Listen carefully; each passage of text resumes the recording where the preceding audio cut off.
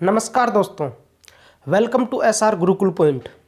प्यारे दोस्तों, आज के इस वीडियो में हम आरआरबी गुवाहाटी के जो कैंडिडेट्स हैं एनटीपीसी के, उनसे मैं एक विशेष बात करने आया हूं। ठीक है फ्रेंड्स, तो आरआरबी गुवाहाटी के जो भी बच्चे हैं उनके पास में ये वीडियो ज़रूर शेयर करना। ठीक है फ्रेंड्स, जिनका सीबीटी होना है यानी कि टाइपिंग स्किल टेस्ट जो होना है, तो उन सभी बच्चों के बारे में एक विशेष यहाँ पर चर्चा करने आया हूँ। तो बने रहिए वीडियो के अंत तक। मैं लक्ष्मण आपका स्वागत करता हूं एक नए वीडियो में। देखिए फ्रेंड्स, जैसा कि आपको पता है कि आरआरबी गुवाहाटी का जो सीबीटी 2 हुआ था वो सबसे लेट हुआ था, मतलब 20 आरआरबी का पहले हो गया था और एक ये आरआरबी थी जिसका बाद में हुआ था एग्ज़ाम।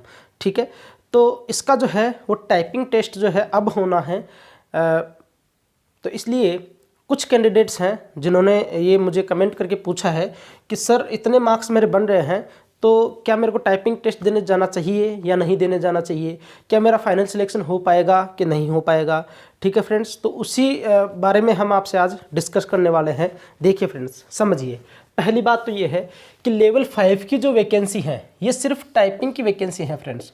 ठीक है, सिर्फ टाइपिंग की वैकेंसीज की बात है। लेवल 5 में टाइपिंग की 214 पोस्ट हैं, जबकि लेवल 2 में 241 यानी कि 241 वैकेंसीज हैं टाइपिंग की लेवल 2 में। 1918 बच्चे शॉर्ट लिस्टेड किए गए हैं काहे के लिए, टाइपिंग के लिए, यानी कि तकरीबन 9 गुना कैंडिडेट हैं जो कि बुलाए गए हैं लेवल 5 से। जबकि लेवल 2 में 1894 यानी कि 1894 कैंडिडेट्स बुलाए गए हैं टाइपिंग के लिए, यानी कि 8 गुना कैंडिडेट को शॉर्ट लिस्टेड किया गया है लेवल 2 में टाइपिंग के लिए। ठीक है फ्रेंड्स, यानी कि तकरीबन कितने बच्चे एग्ज़ाम देंगे, तो ये कह सकते हैं अपन कि तकरीबन 3900 कैंडिडेट्स जो हैं वो टाइपिंग का एग्ज़ाम देने वाले हैं। ठीक है, और उनमें से सिलेक्शन कितनों का होगा, तो वो होगा तकरीबन 450 कैंडिडेट। ठीक है, यानी कि 450 कैंडिडेट्स का यहाँ पे टाइपिंग में सिलेक्शन हो जाएगा। 3900 बच्चे टाइपिंग यहाँ पे देने वाले हैं। ठीक है, 3900 बच्चों का शॉर्ट लिस्टेड किया गया है। ठीक है, ये आपके पास कट ऑफ है जो कि सीबीटी 2 की कट ऑफ गई थी टाइपिंग के लिए जब कॉल आया था आपको। ठीक है, यूआर की जो है लेवल 5 से कट ऑफ गई थी 63.3, ओबीसी की 55.6, एससी की 51, एसटी की 47 और ईडब्ल्यूएस की 49.6। वहीं पे लेवल 2 की बात करें तो 58.3 यूआर की, 51 ओबीसी की, 47 एससी की, 41 एसटी की और ईडब्ल्यूएस की 48। ठीक है, ये सब तो आपको पता होगा। अब सुनिए मेरी बात, देखिए, अब आप ये देख रहे हैं और आपको ये भी पता होगा कि आरआरबी गुवाहाटी से ही सबसे कम कट ऑफ गई थी। ठीक है, इतनी कम कट ऑफ गई थी, उसका रीज़न क्या था, आपने एग्ज़ाम दिया था, आपको पता होगा कि आरआरबी गुवाहाटी का जो सीबीटी 2 का जो पेपर हुआ था वो थोड़ा सा डिफिकल्ट हुआ था, यानी कि पेपर अच्छा खासा लेवल का था। ठीक है, इस वजह से थोड़ी कम कट ऑफ गई थी। ठीक है, तो एक कटु सत्य समझ लीजिए।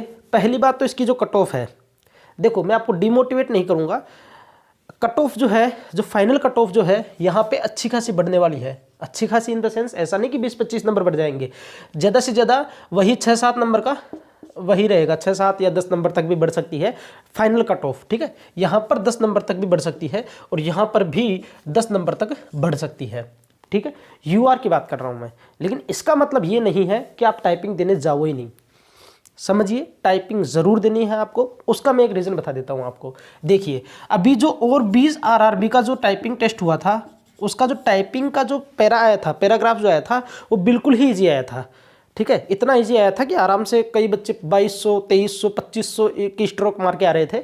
ठीक है, तो 20 आरआरबी जो हैं उनका तो वैसा हुआ था, पता नहीं आपका टाइपिंग टेस्ट कैसा हो। ठीक है, 3900 बच्चे हैं, तो इनमें से यानी कि 3900 बच्चे हैं, इनमें डेफिनेटली है कि 90% ही बच्चे उपलब्ध होंगे, 10% बच्चे तो एब्सेंट होने हैं।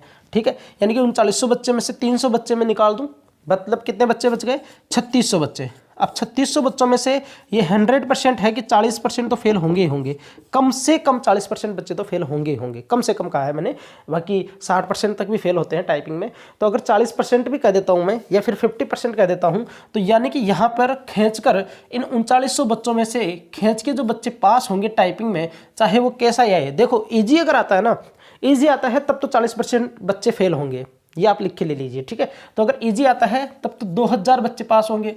ठीक है, और अगर थोड़ा सा डिफिकल्ट आता है तब यहाँ पे तकरीबन 1500 बच्चों के आसपास में पास होने वाले हैं। समझ आ गई बात। ये तो अपने पास में एक एक्सपेक्टेड डेटा आ गया। अब सुनिए मेरी बात, देखिए कट ऑफ जो है, कट ऑफ के बारे में ना तो आप जानते हैं अच्छे से, ना मैं जानता हूं अच्छे से। एक कटु सत्य आपको बता देता हूं, और यूट्यूब पे नहीं, कोई नहीं जानता किसी के बारे में कि cut off, actual cut off कितनी जा सकती है। एक्सपेक्ट अपन कर सकते हैं, ठीक है, एक्सपेक्ट अपन कर सकते हैं कि 90%, ऐसा जरूर थोड़ी ना हो सकता है 100% बच्चे एग्जाम देने चले जाएं, ठीक है।